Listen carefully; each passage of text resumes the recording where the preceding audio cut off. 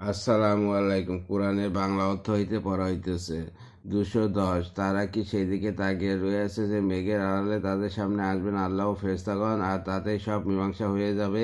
বস্তুত সব কার্যকলাপে আল্লাহর নিকট গিয়া পৌঁছাবে। 211। বনি ইসরায়েল জিজ্ঞাসা করো, তাদের আমি কত স্পষ্ট নির্দেশাবলী দান করিয়াছি, আর তার আল্লাহর নিয়ামত পৌঁছে যাওয়ার পর যদি কেউ সেই নিয়ামত পরিবর্তিত করে দেয় তবে আল্লাহর আযাব অতি কঠিন। 26 রুকু 212। পার্থিব জীবনের ওপর কাফেরদের উদ্ধৃত করে দেওয়া হইয়াছে, আর তারা ইমানদারদের প্রতি লক্ষ্য করে হাসাহাসি করে। পক্ষান্তরে যারা পরেশগার তারা সেই কাফেরদের তুলনায় কিয়ামতের দিন অত্যন্ত উচ্চ মর্যাদায় থাকবে, আর আল্লাহ যাকে ইচ্ছা সীমাহীন রুজি দান করেন। 213। সকল মানুষ একই জাতিসত্তার অন্তর্ভুক্ত ছিল। অতঃপর আল্লাহ তারা পয়গম্বরগণকে পাঠাইলেন সুসংবাদদাতা ও ভীতি প্রদর্শনকারী হিসাবে, আর তাদের সাথে অবতীর্ণ করলেন সত্য কিতাব, যাতে তারা মানুষের মাঝে মীমাংসা করতে পারেন তাদের বিতর্কমূলক বিষয়ে। বস্তু কিতাবের ব্যাপারে অন্য কেউ মতভেদ করেনি, কিন্তু পরিষ্কার নির্দেশ এসে যাওয়ার পর নিজেদের পারস্পরিক জেদবশত তারাই মতভেদ করেছে যারা কিতাবকে প্রাপ্ত হয়েছিল। অতবার আল্লাহ ইমানদারদের হেদায়েত করেছেন সেই সত্য বিষয়ে তার নির্দেশক্রমে, যে ব্যাপারে তারা মতভেদ করেছিল। আল্লাহ যাকে ইচ্ছা সরল পথ বদলাইয়া দেন।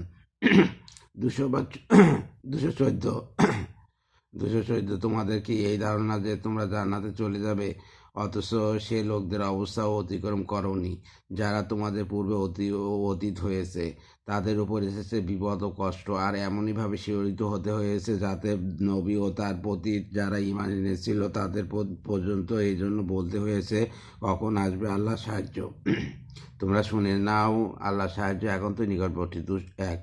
215। তারা তোমার কাছে জিজ্ঞাসা করে কি তারা ব্যয় করবে, বলে দাও, যে বস্তু তোমরা ব্যয় করো তা হবে পিতামাতার জন্য, আত্মীয় আপনজনের জন্য, এতিম অনাথদের জন্য, অসহায়দের জন্য, মুসাফিরদের জন্য, আর তোমরা যে কোনো সৎ কাজ করবে নিঃসন্দেহে তা অত্যন্ত ভালোভাবে আল্লাহর জানা রয়েছে। 216। তোমাদের উপর যুদ্ধ ফরজ করা হইয়াছে, অথচ তা তোমাদের কাছে অপছন্দনীয়। পক্ষান্তরে তোমাদের কাছে হয়তো একটা বিষয় অপছন্দসই নয়, অথচ তা তোমাদের জন্য কল্যাণকর, আর হয়তো কোনো একটা বিষয় তোমাদের কাছে পছন্দনীয়, অথচ তা তোমাদের জন্য অকল্যাণকর। বস্তুত আল্লাহ জানেন ও তোমরা জানো না। 1 শানে নুজুল।